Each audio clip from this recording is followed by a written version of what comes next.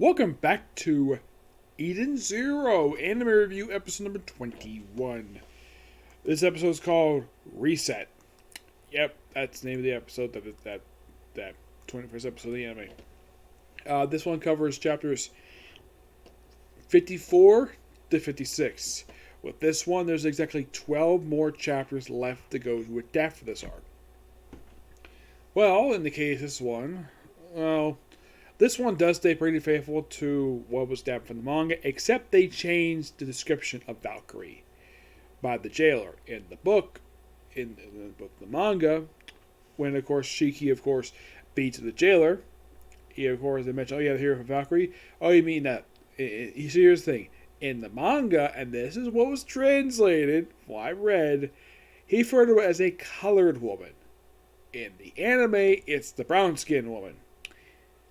I don't know if that was the character being racist or just basically how it was translated. But the brown-skinned woman. Well, it's more appropriate than calling her the colored woman. That's a term basically from the 60s. Not really sure why the translator from I read basically used that term, but yeah. And of course, because Shiki dare punch him, both he and Homura got transported to like a cave. Meanwhile, though, we actually have Rebecca with, well, Nino. He's a big time beekeeper. Or he pretty much escorts them to the labor district and mentions, "Oh yeah, I work for Madame Kunai." And basically, even though he was tasked to basically find the person who said the words Eden Zero and capture them, he says the reason why he didn't was because of her Peo Peo costume, the cosplay she basically did. And also, they mentioned, oh yeah, you should basically put on the Angel attire, which it's the character from Angel from Fairy Tail, one of the members of the original incarnation of Fairy Tail's Oration 6. The same woman who later joined up with Sabretooth to be with her sister.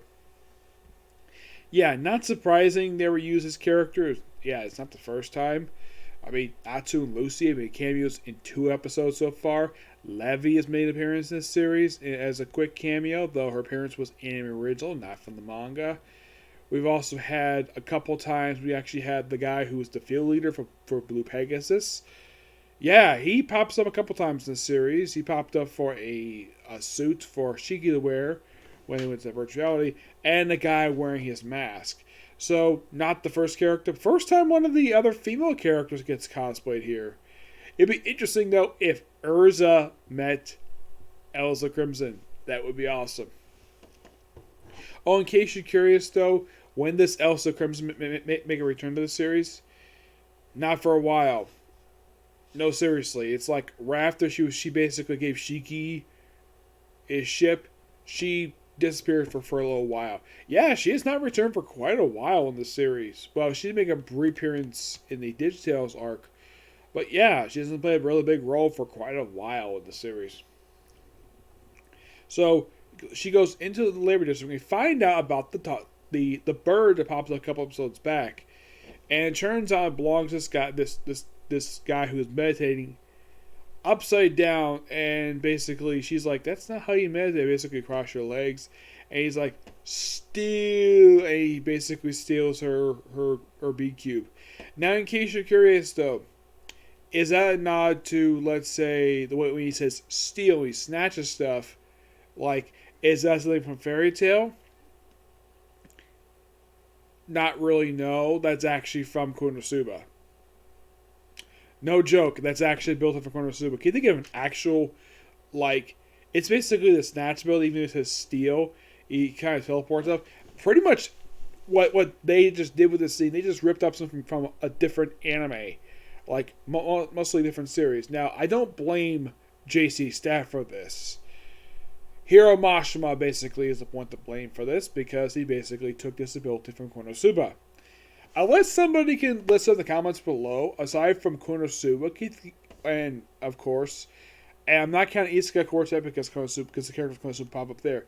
Aside from Konosuba and Isekai Quartet, can you think of another series we have a character who has the ability of snatch, who can snatch stuff really easily?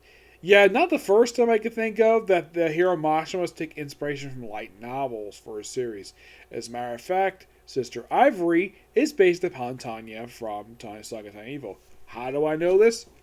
Look at her. She looks like basically Tanya grown up, basically with different hair color and wearing another attire. It's the same exact. It's pretty much based upon that character. Heck, I tried to mention on the Wicca site that she looks exactly like Tanya from Saga Evil, and the person erased it because I don't know. Maybe they think it was no proof of it. Like if you look at the person and you look at Tanya, it looks like the same exact character, and yet some person decided to erase it from the Wicca site for Eden Zero. I put it on there and they took it off. Just like how Rebecca looks like frickin' Lucy from Fairy Tail, which everybody knows that because Hero Monster used that character design. And of course, Shiki, of course, Parents Wise, is partially inspired by Natsu. Yeah. So, we do have a brief appearance by Kunai. This is actually toward the end of the episode, mind you. Actually, the very end of the episode she shows up. So, they get transported to this area with this giant cat creature known as the Lord of the Mines, the Black Rock creature. And, excuse me, the jailer thinks they wouldn't survive because nobody survived this particular creature. And then, of course, also the guy who basically stole Rebecca's B-Cube also took time to steal her panties. That is something that the Katsuma did from Konosuba. I mean, can you think of any other character who's noteworthy for stealing a character's panties? Who actually is good at it? And of course, she doesn't really get them back. It's not mentioned if she does. She probably does. So, basically, then they go find Hamor and Shiki pretty easily.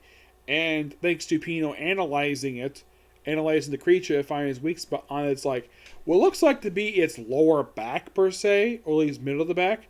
And of course, they have, when we have Hamor and Shiki basically fight this creature, Hamor basically breaks her blade, though, and of course Shiki tries to punch it, and of course it hurts. Then of course, thanks to weakening the creature, and of course Shiki's attack and Hamor's attack, the creature's defeated, and the 100,000 on their necks basically gets reduced to 0, hooray, and then reset. Gotta do it again. And the guy who basically is yeah, you'll never get out of here as long as how. So he basically uses the ability to remove the collars from their necks, and I don't think they can go back because I highly doubt it. And of course, basically their segment ends basically with Hamor getting the cube that was shown to Rebecca. I think of Lucy for. The cube that basically is not like the cube that Rebecca had. It's the same type of device per se, but with presumably Valkyrie symbol on it.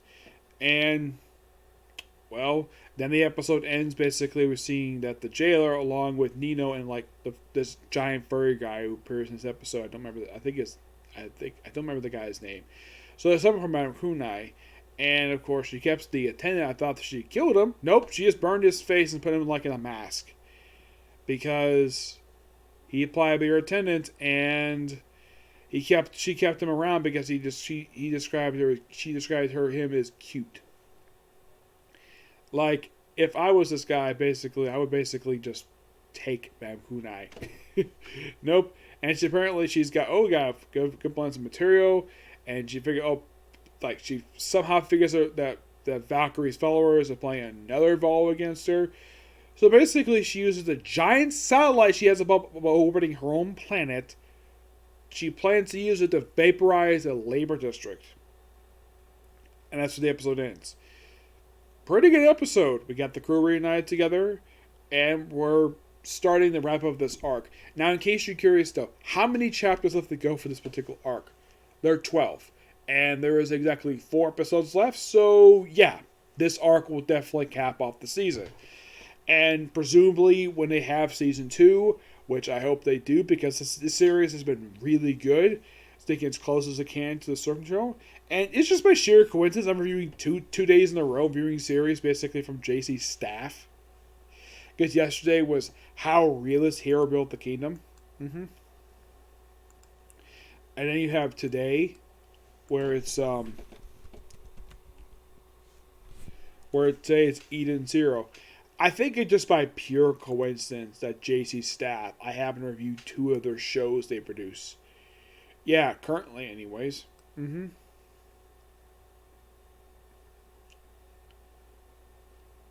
Well, I did review Command Space Batch. That was actually another one I was reviewing from them, but that finished up a couple weeks ago. So it was 3, now it's frickin' 2.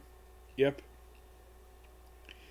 And the one series I cannot wait for when it comes out next year from them is season 4 for Is It Wrong to try to pick up girls in a dungeon. Yep. So yeah, that's it for Sick Review. Next review is going to be the case study of Atlantis. Mantis, excuse me. Okay, to the next video. Bye.